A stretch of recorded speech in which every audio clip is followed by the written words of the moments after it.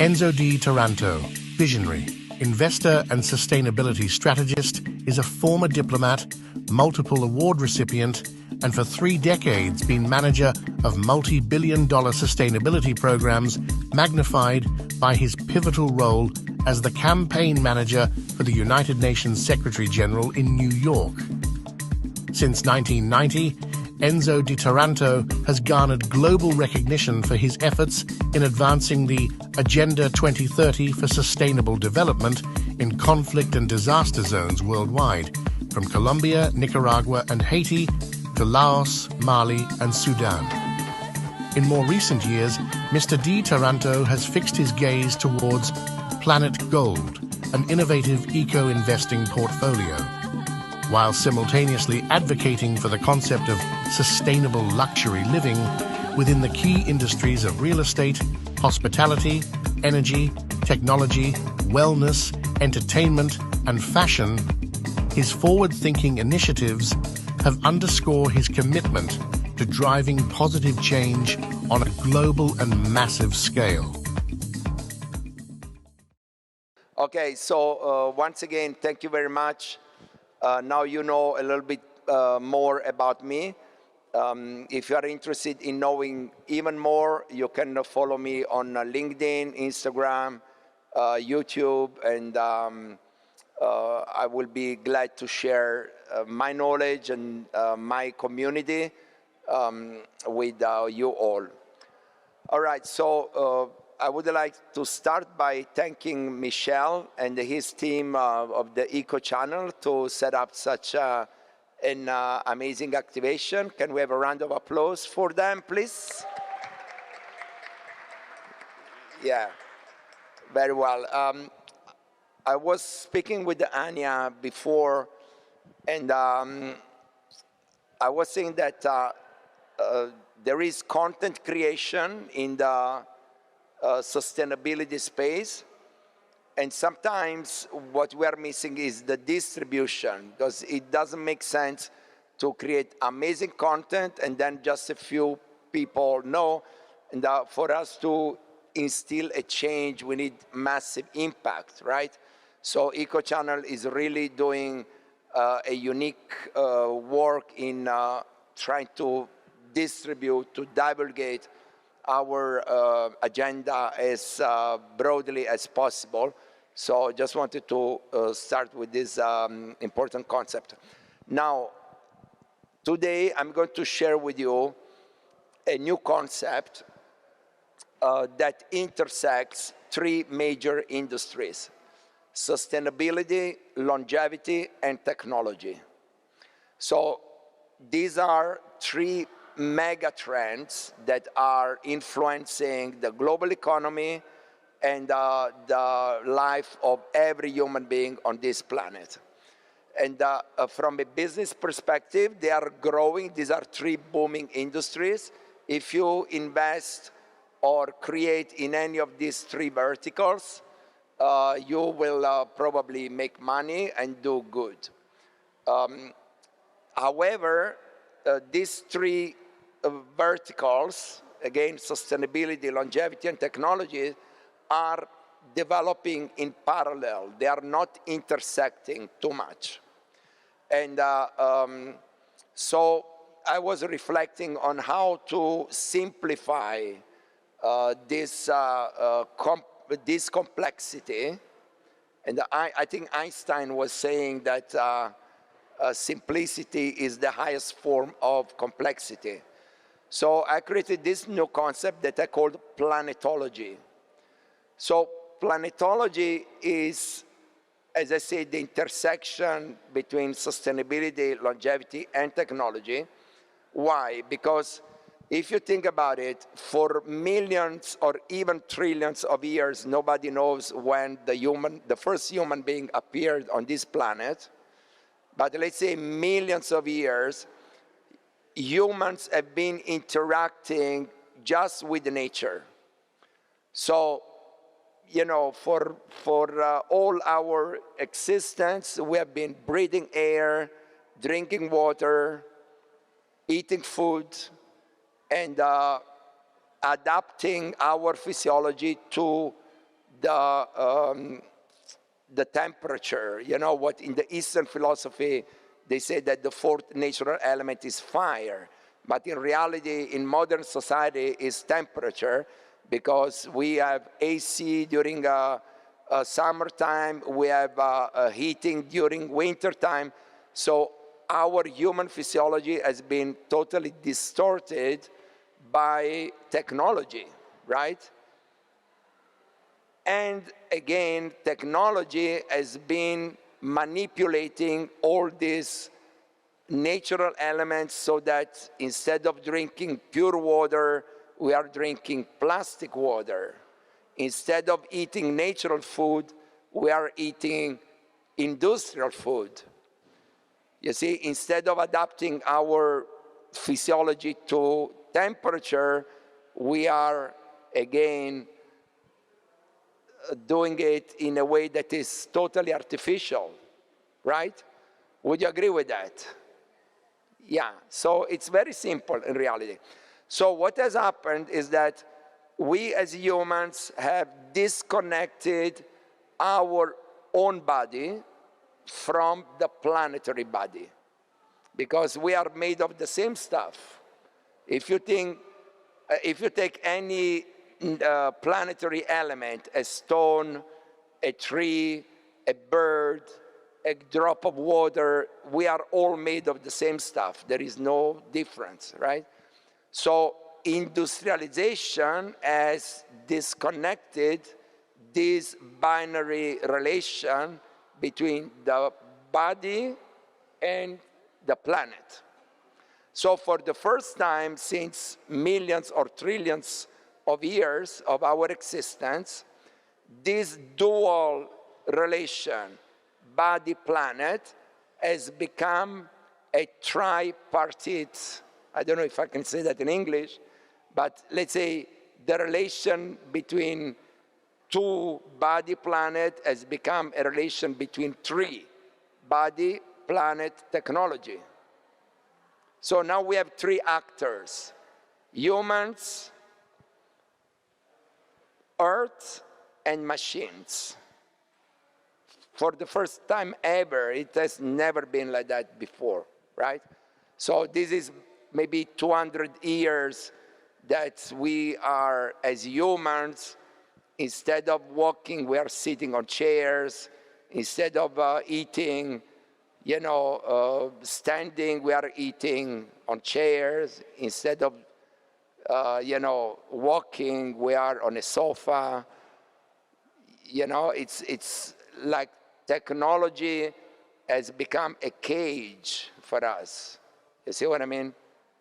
So our body has become basically semi-paralyzed by technology, right?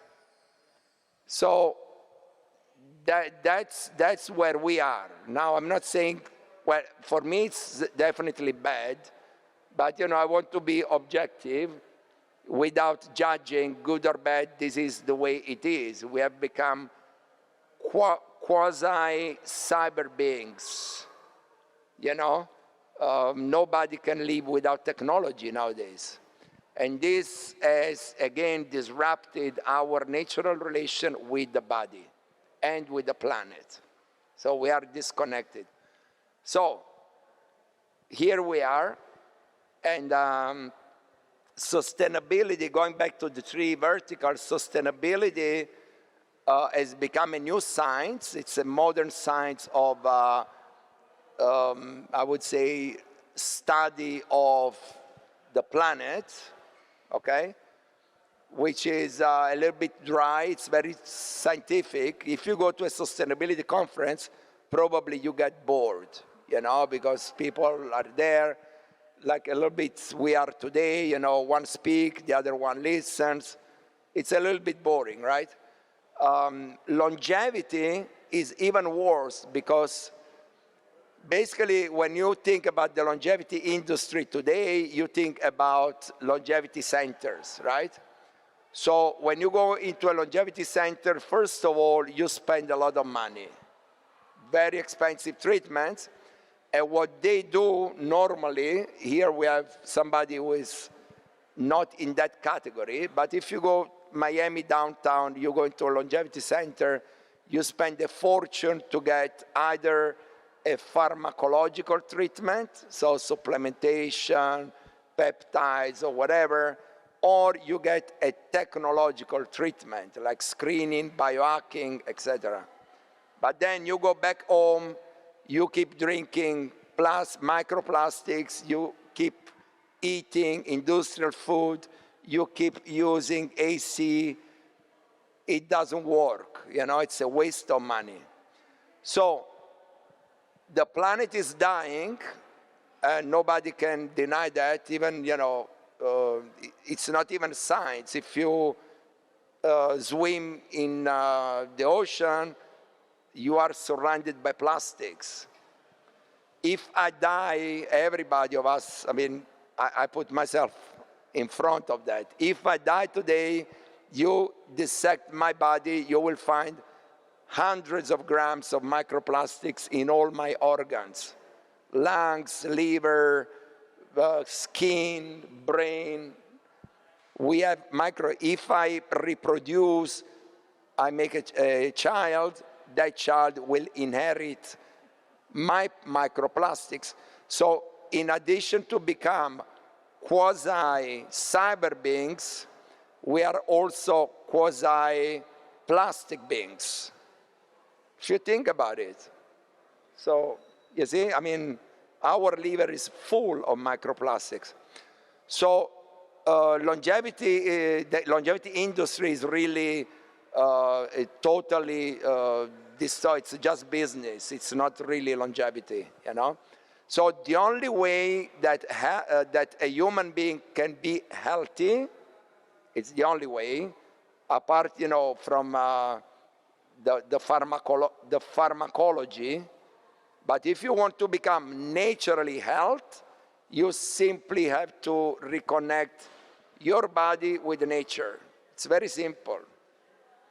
So if you walk barefoot on a beach, your cells and the electromagnetic frequency of your cellular being instantly improves. No pills, no machines, no nothing. If you start eating natural food, your health goes up. If you drink pure water, your health goes up, and so on. So it's very simple, reconnecting body with the planet. That's why I say that planetology explains that real health, real longevity is simply by reconnecting the body with the planet, now with the support of technology, because we live in a technological society. We cannot say, okay, I don't like technology, I don't use technology. It's impossible, right? So we can use technology to enhance our natural relation with the planet, right? So we can use technology, including AI, to scan more intelligently our own health.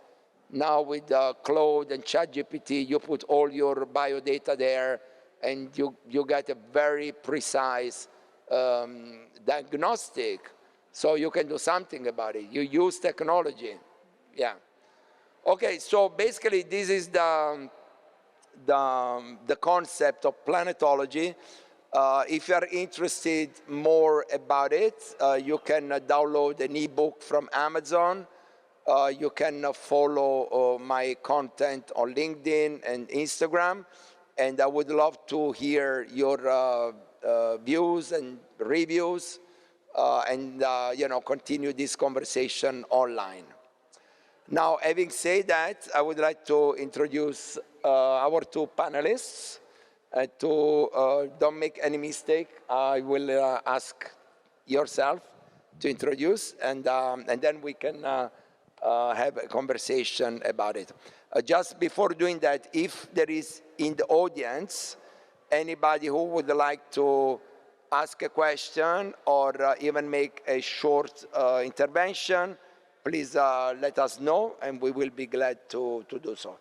Before introducing the panelists, there is anybody who has any question in the audience so far? Okay, all clear. So please, Anya, introduce yourself. Thank you so much, Enzo. Is it okay to call you Enzo? Yeah, Right, Enzo, yes. great. So I'm honored to be here and share my husband calls it my nuggets of wisdom. And as somebody that grew up in Germany on a family homestead and growing up through nature very naturally and being so connected to nature and earth, what you're saying makes my heart sing. But that's not really what we see out there. Like I said, I'm Anja Weinberg. I'm a wellness home consultant and a wellnesspreneur. I work as affiliate in the health and wellness sector for many, many years. And at my heart, I still want everybody to have a love for nature. My husband and I just celebrated 32 years in business in the alternative health and wellness field. Our place is called A Place for Healing. It's in East Fort Lauderdale. And we have empowered people to be more self-reliant in their health and well-being and naturally heal on their terms. Healing bodies, empowering lives. You are the healer, and that comes from a connection of nature, and that's very much a belief that I carry. And I'm honored to be here, so I pass this on to Taja, and she will introduce herself. Oh, thank you. Thank you, Anya. Thank you very much. Thank you, Anna. Thank you, Enzo. And I'm very happy to be here as well. My name is Taja, and I build environments and experiences, wellness and longevity centers that are not cheap, like you said, with advanced treatments to help humanity and the environment, homes and hotels that not only support living longer, but living better. And that's what I do. So we all have that in common here. Wonderful. Thank you very much. Let me start with you because you mentioned about building homes that instead of being toxic are healing in some way. So what type of technique or technology you would use to make this environment, I mean, this infrastructure better, for instance? Well, without signing an NDA, I can't reveal too much because I do have a method that's called the Taja method. And I believe is the future. We won't be in environments like we are in right now, like this building, which is full of toxins. Although I love the floor, it's beautiful with all the sparkles. But the future is building homes and environments that are toxin-free, because environmental toxins is what causes long-term illness. And the homes that I am building have water filtration systems that are non-toxic, you know, in the floors, in the walls, in the ceilings, in the lighting, and, you know, help you sleep in the beds and even in the sheets.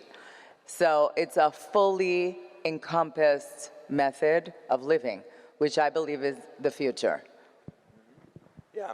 No, of course, I know that we have nowadays the technologies to do all you say, so like a better light management, waste management, you know, using more natural light and then less lights. Yes?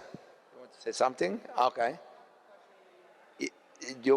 Let me just finish. I give you the mic in a moment. The point is that, and then this would connect to what Anya does, which I suspect, without knowing, that it's less expensive of what you do. No, but you know, these are different segments of the market. I mean, everybody serves different audiences. So in your case, And I know that because I work with, super yacht constructors, luxury real estate, you saw in the video, and all these technologies are very expensive, right? I mean, if you want to buy a house that is a little bit less toxic, you have to spend a fortune. In your case, I guess you use natural technologies, not artificial technologies, to teach people how to take better care. Yes? That is such a wonderful point. And I think I had a wonderful conversation with a surgeon before. And there is a place for both. I am a firm believer in alternative first, least invasive first. Our bodies are designed to be naturally healing and being well. And that comes from a source that we feel from inside. And we are all born with that. And how we enliven that. So there is a place for modern medicine. There is a place for surgery. If I'm in an accident and a bone is sticking out of my arm, don't put magnetics or chiropractic or oils on my body. At that point, bring me to a hospital. I want the best surgeon available. Give me some medication, but for my healing and recovery process, it will be all natural. So I'm a big believer in that, but I'm also a big believer in that there is a space for both. Start non-invasive first. And my true belief is you cannot biohack yourself to a natural connection with Earth, I'm the first to say I love my iPhone. I can connect with family in Germany at a fingertip. But that's not the space I want to live in. Does that make sense? And many of us have become, an iPhone is supposed to be a tool. Technology, like you mentioned before, Enzo, is a tool for our greater expansion of our humanness, of our healthness. It's an extension. But we become so hooked into that now we think we can help our body recover from these toxins of that electronic and environmental impact by adding more chemicals to it, by adding more technology to it. But the best grounding is with your feet on the beach, with your feet in a meadow, with the sun on your face, natural without any covers. And that connection that I call biomimicry, taking inventions from nature that are natural, how bees design their hives with the octagon, and there is so much wisdom in nature, and we forget. So to reconnect with that and making our home environments, that, like Taja said, we need to really look at how we design our home environments.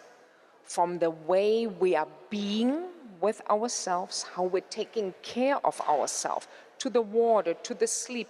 Because when we take care of and we're right with ourselves, that ripples out into our family, in our connection, in school, in people that impact our everyday life. So yes, as a wellness home consultant, I do work with products that are designed by nature to bring back into the home.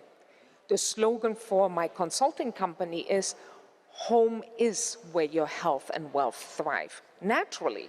And that's where it starts. And I think that's a point that we agree upon. And it's not necessarily a status symbol, but I think something that connects us as human beings. And the intuitive right, the innate intelligence of our body, the healing intelligence of our body doesn't discriminate. It doesn't care how much money you have or how your family status is, but it's that innate thing that it's in all human beings. And that's a wonderful thing to nurture more, and that connection. Thank you. Absolutely, you are totally right. You are both totally right, actually. And as I said, the market allows all different, a broad range of wellness technique, technologies, invention, principles.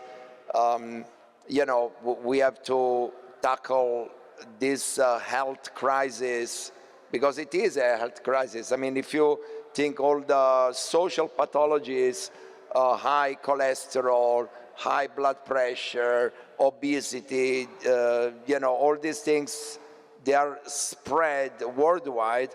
And so we have to tackle them from a multidimensional perspective.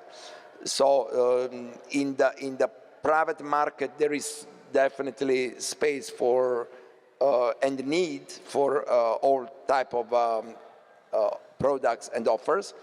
I would like now to move the conversation on the public sector side because you are private entrepreneurs. We are all, most of us here, but the governments at central and local levels have a key role to play. Before going there, I would like to ask Francis. Yes, please.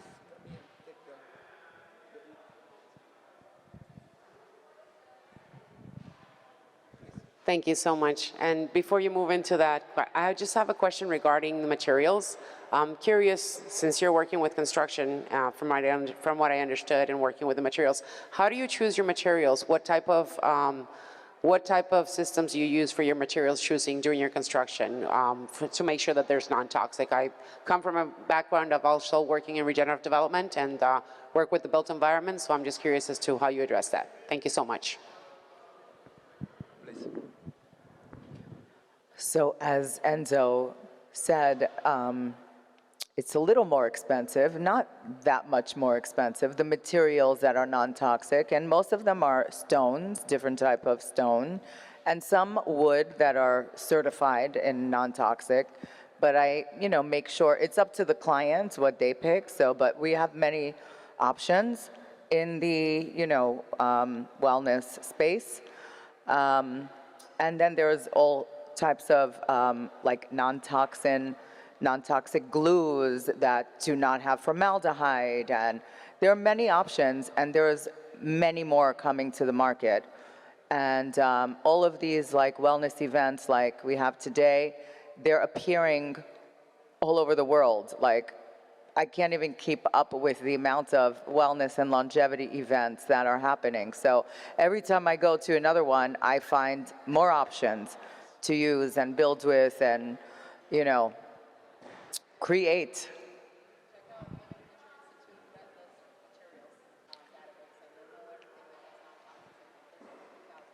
Right. Thank you. Yeah, and this is a wonderful point to transition from the private sector to the public sector, because as I said, as far as consumers become more intelligent, they tend to choose, to make more intelligent choices, right? So if you see like all major economic sectors worldwide, from transportation, mobility, hospitality, fashion, food, tourism, they are all moving gradually, slowly, but there is more demand for more organic, more biological, cleaner, and so on. So as far as the market moves in that direction, investors and entrepreneurs venture more there because there is where the money is, the economy goes, right? So that is clear. Now, governments or public institutions in general have a key role to play, because I give you examples. For instance, real estate sector, now there are much stricter regulations for developers to use to build the windows of certain dimension, so you have more sunlight. You have to use less AC, so you produce less CO2 emissions, and the county or the state or whatever it is can claim to have reduced CO2 emissions. Same thing in the yachting industry. Now they have some type of limits to the emission of CO2. The waste management is more efficient, and so on. So as far as the public sector regulates better, the market, then this is certainly an accelerator of the global transition. The two major wars that we all see in the media in Ukraine and Iran are also accelerating the transition, because nobody wants to be dependent upon the high volatility of the oil price, right? So if you think, going back to human species, if you think that we can access unlimited clean energy through the sun, the wind, the water, now hydrogen, so it's stupid to rely on a system that is totally inefficient, which is totally unpredictable and totally unreliable. So again, governments play a very important role in that. You are from Germany originally. Germany has always been leader in this respect. European Union is much more advanced than United States in this respect, but again, regardless from who is in power, this is a tendency that is irreversible. So in 10 years, it will be much better than today, because we are all more conscious, more intelligent, and so on. So Anya, I'm sure that you follow also the European politics, and you have experience about your country. What's your view on that? This is the conversation that told me, when you move to America, 3 things you never get into at dinner or on a panel: politics, religion, and the other one. But sex. Well, that's a human function too, so that would be good. Well, I think when we know better as a humanity overall, it doesn't matter what country you live in, when we know better, we can do better. And to go out and say, I don't like this about Germany and I don't like that about, what do? We point the finger there, but 3 point back to us. So I think it behooves us to take initiative locally. What can we do right now? Because I can talk all about what I wish. I wish cars would drive 300 miles to the gallon. It's possible, but they don't. That's not publicly available. Do you know what I mean? So I do believe that we can do better with the resources we have, both for economically, for our environment, and for our health, because health is something natural. Health is very important to me. But let's really be real. Earth doesn't need us protecting, because if we were gone, Earth be super happy. She'd be shaking herself and going, I get all these fleas off me. But so what we're really looking for is protecting a sustainability and living in harmony with nature. Does that make sense? Doesn't that make a lot more sense? So when we have resources, learning to use them wiser. There is beautiful recycling products or processes. Germany is like, you don't dare mix your aluminum with your paper. You can get a fine for that. but they have put in place over generations, teaching the next generation to use products that are made from recycled products. Here in the US, we don't do that. So most of our recycled products actually get shipped in a container to Malaysia and burned. And that's not right. Then that system doesn't work, and it's just a greenwashing money-making machine. And you alluded to this before, that it just becomes the new bandwagon that it's an economic money-maker. So what do I see? Whether it's Germany, Italy, France, the United States, Canada, all of us have that desire to want to do better. We want to live on a healthy world where we can appreciate nature and nature can support humankind. And I think that comes from a thinking shift in here and in here, you know? So there is a little bit of both. But I think there is space for both, for economy and sustainability and nature and health to work together much better, much more effective. I'm German. I like effective efficiency, and I truly think we can do much better with that. Absolutely. And you like a longevity entrepreneur, how would you see like local government, or in the case of the US, federal government, doing better to support and to enhance your markets? I mean, like would be tax exemption, it would be reducing the cost of certain materials, some social benefits. How would you see the government supporting your business? I think that schools and hospitals first should be built, any new ones should be built in a non-toxic form. Yeah, sustainable.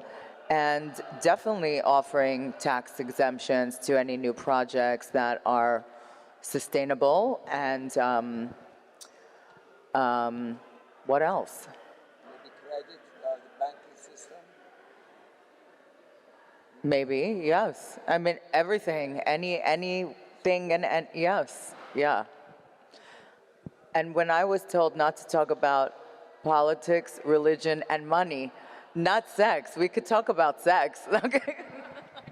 We can talk about everything, don't worry. But you see, like when you read my book, I explain something very critical in my view, which I call the consumer's sovereignty. What that means that if we influence consumers to make more sustainable choices, then the markets grow, then investors and entrepreneurs venture in those markets, and then what happens? That politicians want the votes of the consumers, right? To strengthen their constituencies. Then if more consumers want more sustainability, then it means that more voters want that type of behaviors, and then politicians will also adapt to that. So in reality, everything starts with the consumer. Who are the consumers? Us. Who are the voters? Us. You see? So consider that there are 7-8 billion people on this planet. If 10% starts buying better food, better clothes, living in better housing, then the transition will be much, much faster, in my view. Anyway, I think that our time is over. But before, yes, I mean, we would like to speak much longer. I mean, and the topic obviously would deserve a much broader conversation. But before closing this panel, I would like to ask the audience if anyone would like to say something to contribute to this conversation. All right, we have, please. Why don't you take the mic? Yeah. I'll stand here. I'm Dr. Barry Weinberg. Anya and I run a place for healing in Fort Lauderdale. And over the last 80 years, Harvard College had the Harvard Grant Study, which is a longevity study. And they went all around the world looking at cultures that consistently lived in the 80s, 90s, 100s, and beyond. And they were looking to see what did they have in common. And they noticed that they didn't all eat good. And they didn't all exercise. And they didn't all do the things that they tell us that we need to do to be healthy. In fact, many of them smoke cigarettes and cigars, but yet they still live to be 100. So they looked at what is the thing that's the most common amongst these different communities that they were able to have true longevity. And what they found that they all had in common was that they enjoyed their lives. They had fulfilling work. They were involved with their community. They had loving relationships with their family. And that's the only thing they saw consistently around the world that produced longevity. So enjoy your lives first and foremost. Thank you so much. He also, yeah, he also is Thank you. Hi guys, how are you? I am in the real estate sector, private equity, family office, and what moves the needle a lot of times is incentives. And we're looking at people, I was looking at Doug previously, he talked about how he was able to save 30% on 30%, saving a huge amount. What are you guys seeing as I'm looking at Puerto Rico, Dominican Republic, all over the United States for different real estate investments? How to pitch that, or what do you guys see as an incentivization to really make that happen? Thank you. And your name is? Dominic. Thank you, Dominic. So I can share my experience. I don't know if you have any input on that one. What I see, and this is also the work that I do, is to sensitize traditional investors to become what I call impact investors. What that means? It means that a traditional investor is someone who looks exclusively to ROI, monetary ROI, right? So I put $1 million in your enterprise, I want to get back 1.2 or 1.3. It doesn't matter what you do, if you generate CO2 or not, if you, dump plastics in the ocean. As a traditional investor, I don't care, right? An impact investor is somebody who is more conscious, right?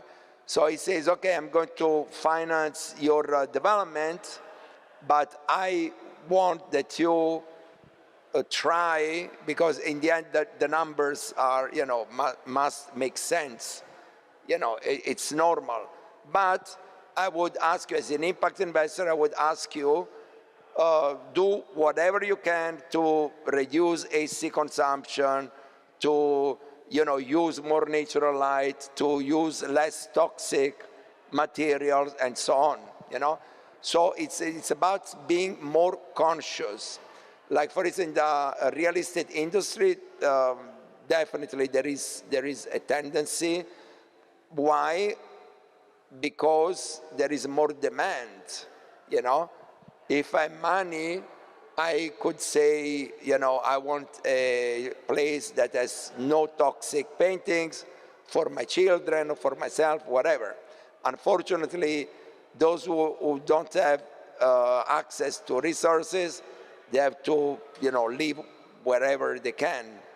But that's why I think governments should forbid the use of certain toxics.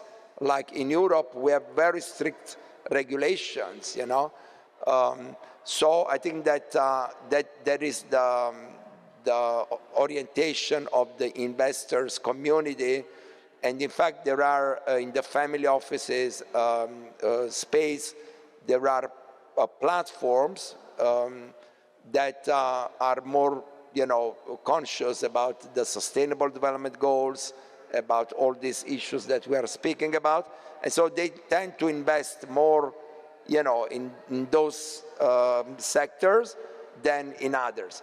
but it's a very slow process. I mean, this will take another generation, I think, to be, a consolidated trend.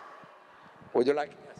I think that's such a perfect point. And what I also see is we need, when we ourselves believe this way of doing business and as consumers demand it, demand industries do better. And it starts with us. What do we do in our own homes, with our own children? How is the impact in my home first? Do you understand? When I take care of this first, in an airplane, what do they tell you? Put the mask on you first. Because if you can't help yourself, you can't help anybody else. And so when we're talking about industries and changes made in industries, I've seen such incredible things that is possible to do in your own home, to have a sleep system that supports your body warmth better, the cooling better, naturally, without extra chemicals. So the more we educate ourselves to become smart consumers, educated consumers, find solutions that work for us, and that's very individual. I don't necessarily agree with everything that a certain platform wants me to believe in. I feel intuitively, how does this feel right for me and my family? Not because it's what everybody else does. We've been in the alternative health and wellness sector 32 years. It wasn't popular when we started. My husband authored a book that was backed by famous people. When we brought it to the publisher, you know what they said? We love your book, but it's too controversial. We cannot publish this. Imagine that. And then a college in North Carolina picked it up as their textbook. Go figure that. So sometimes you just got to stick to your devices and demand the change we want to see. And that goes for materials. I worked in very high-end interior design for many years, and the stuff that they try to put in your homes that is unnecessary and more toxic than we need to have. In Florida, here's a game changer for all of us local people. In Florida, our tap water has more chlorine than is legally allowed to fill your pool with. Let that sink in. How many times have you swam in your pool and jumped in the shower to wash the chlorine off? You're adding more chlorine on. You know the skin is the biggest organ? We can do better. And I know you in longevity, you have beautiful skin. You know what it takes to take care of that. We can do better with less chemicals. Absolutely. So it starts with us. It starts with you. It starts with us. Yeah, exactly. Would you like to add anything else before we close the panel? Okay. All right, so we'd like to, first of all, thank Taja and Anya for your contributions. Thank you all for your patience and interest at the end of the afternoon. I know it's tough, but this is a very important topic. And if you are investors, developers, entrepreneurs, please consider transitioning towards wellness and longevity, sustainability, because it's the smartest thing to do. You will make money with a little bit of patience, and you will also good to the planet and humanity.